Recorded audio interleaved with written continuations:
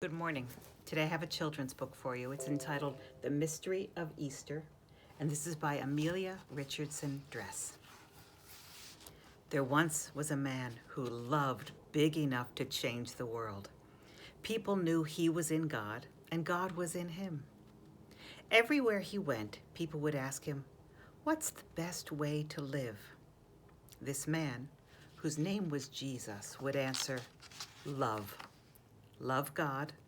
Love yourself. Love everyone else." Now, there were some people who didn't like what Jesus was teaching. They did not want to be told to love God, love themselves, and love everyone else. It's a very hard thing to love that big. Instead of learning this hard thing, they decided to have Jesus killed. This is the hard part of the story. When we tell this part of the story, we always say, this is not the end of the story. The hard part of the story is that Jesus' enemies did not want to learn to love, so they had Jesus killed on a cross. The cross reminds us of a very sad thing. Jesus' friends, the ones who knew that he was in God and God was in him, were very sad. They remembered how they felt when Jesus was around, like God was with them. Their hearts were broken.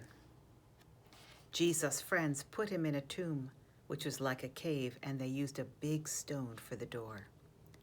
Then they took some time to cry and to hug and to try to fix their broken hearts. Later, several of Jesus' friends went to the tomb where he was buried. Sometimes when you're very sad because someone has died, it helps to visit the grave. The tomb was like a grave, and Jesus' friends were very sad. When they got there, they discovered that the huge stone that had been blocking the entrance was out of the way. Inside, they saw a man dressed in a white robe who said to them, "Do not be afraid. You're sad, but here is good news. Jesus is alive again." This is a mysterious story. This is the story that changes the cross. It still reminds us of a sad thing, but now it also reminds us of a good, important thing.